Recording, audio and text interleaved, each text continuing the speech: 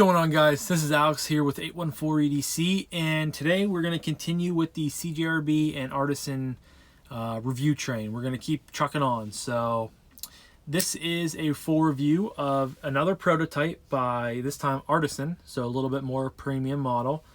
This is, I believe it's called the Cazador. I believe that's what I saw it was listed as on Artisan's website, the Cazador. I, of course, will put the correct name in the title down below, but I'm 99% sure it's a Casador. So again, this is a prototype that they are making.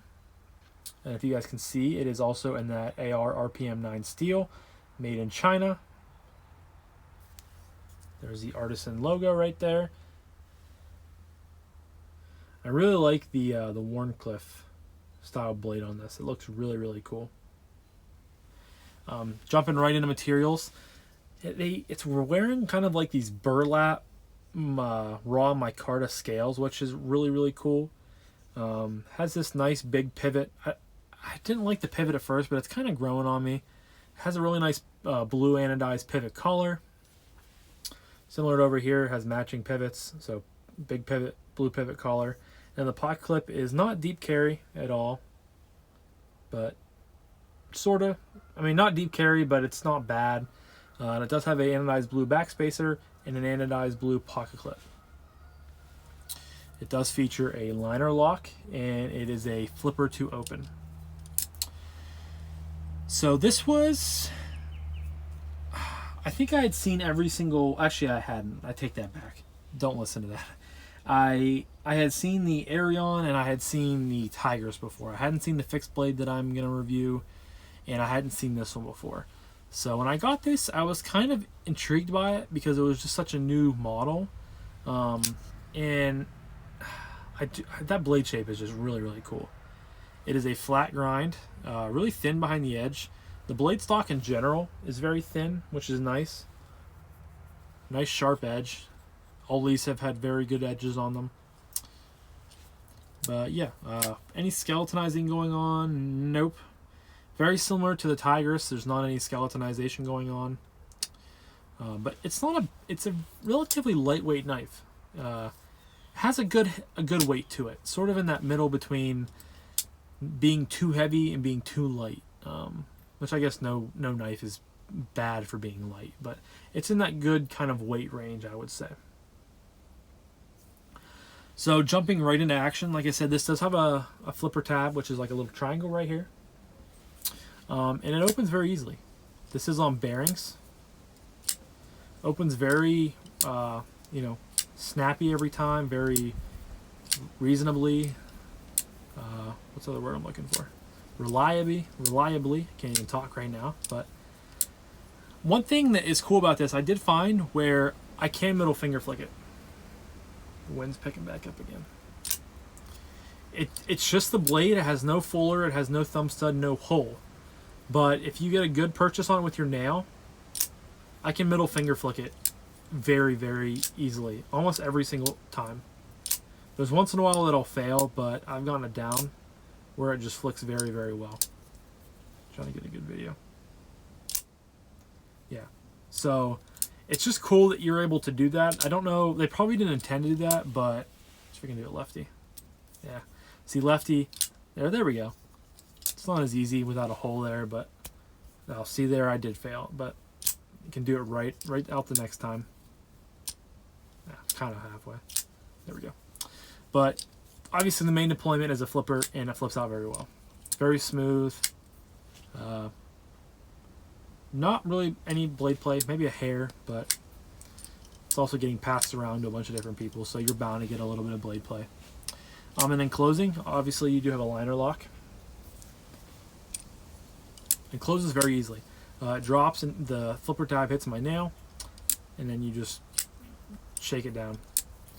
It's very, very smooth. It's very fun to play with. All of these have been fun to play with, except for the fixed blade, but they're all very fidget friendly. So yeah, just kind of cool that I was able to learn how to middle finger flick with really nothing, just the blades. So if you guys do get one of these, definitely try your hand at it and see if you're able to do it, because it's definitely kind of cool to try to do. without any use of a hole or a stud or a fuller. So yeah, action's really, really good. Next up we have Ergos, and as you guys can see, the knife is very, very skinny. It's skinny to begin with up here, and then it just gets even skinnier as we go. The pocket clip is very flush to the scale, so it's not very hot spotty at all. And I can get a good 4-finger grip in here, with a little bit of knife sticking out. Now, as you guys can see, this does have a kind of a choil landing pad up here, and I find that very comfortable too when you're kind of choking up to do some more intense work. It's very comfortable. You just very recessed back into here, and it's a nice addition to this knife. I think it fits it very well in case you're cutting out something very specific, or you're doing something that you need a little bit more focus on. I really like when they add choils. I think choils are very useful in knives. So yeah, there's no jimping at all in this knife. There's no jimping on the liner lock. There's no jimping up top. It's just very smooth, which I kind of like. I'm normally not. I don't really mind jimping, but it is very nice once in a while when you do get a knife in your hand that is just really smooth, really just no sharp edges or anything like that. Just very, very comfortable, which this knife is. And I don't think that I would buy this knife personally, but I have really grown to enjoy it. I'm glad it was in the box of loaners because, again, I didn't really know anything about it, but it's a cool knife.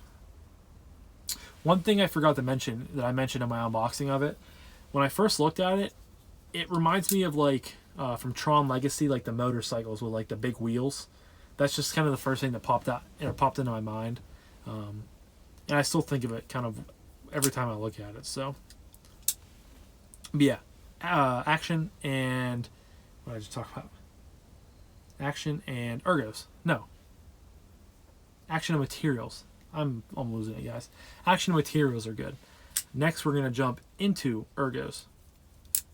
No. I'm getting all kinds of confused, guys. I apologize if you're watching this. I've gone over materials, action, and Ergos. So now I have to talk about carry. I apologize.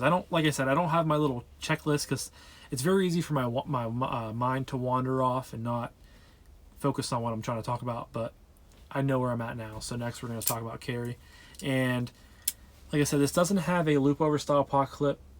It's a titanium clip. I think it looks good with the knife. I think it fits the aesthetic of it. But I would prefer a deep carry clip because you're getting, I don't know, about that much sticking up out, which I don't love.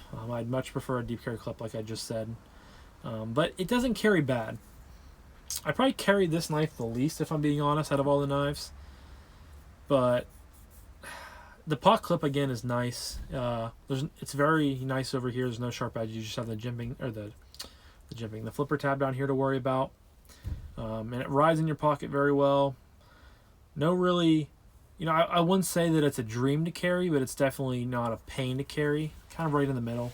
So not too extraordinary, or not anything really good to say about it, but not anything really bad to say about it per se. So we'll just jump right into price point, which I believe these are on CJRB and Artisan's website for $99. I will leave a link to in the description down below if you want to go check them out. These are obviously prototypes. They aren't being in full production mode yet, but they should be pretty soon. And I would have to guess that these would be in like the $70 or $75 range from retailers. Again, these are just guesses of mine. I don't really know for sure what the true pricing will be. They're just an educated guess based on prior knives that have come out in the past and stuff like that. But I think at that price point, it's a good price. I would say anything under $100 is pretty good for this. The action is really good. Closing action's good. The fact that you can middle finger flick is pretty cool. The scales are very nice. The steel is again AR RPM 9, which is a proprietary steel for Artisan, and I've heard really good things about that. The paper that I cut through it very well, and the geometry of the blade seems very good. Very sharp edge, just a nice grind. So the blade's done very, very well, and overall, I think that it's worth it. I guess I can't truly confirm that until I see, you know, a set in stone price for it. But from my guess, I do think it's worth it. And even at the MSRP, like I guess I said that anything under 100 is worth it. So MSRP is $99.99, I believe. So anything less than that will be good to go in my book. So go check out the Casador on CJRB and Artisan's website. I'm not sure when they're fully planning on going into production, but they should be relatively soon, within the next month or 2 months, I would probably say confidently. And yeah, this was kind of a quicker review than normal, but I didn't really have too much to say about it. Besides, I do think it's a cool looking knife. I really like the blade shape probably the most out of everything. That and the action and the fact that I can middle finger flick when there really should be no reason for me to middle finger flick. So for that reason alone, I would recommend it. Yeah, that's really all I have to say about the CJRB/Artisan. I guess this is an Artisan Cazador. Thank you guys so much for stopping in and for checking out my video. Like I said, I will leave a link to this in the description down below. Go check them out if you're interested. And yeah, hope you guys have a great rest of your day, and I'll talk to you guys in the next one. Peace.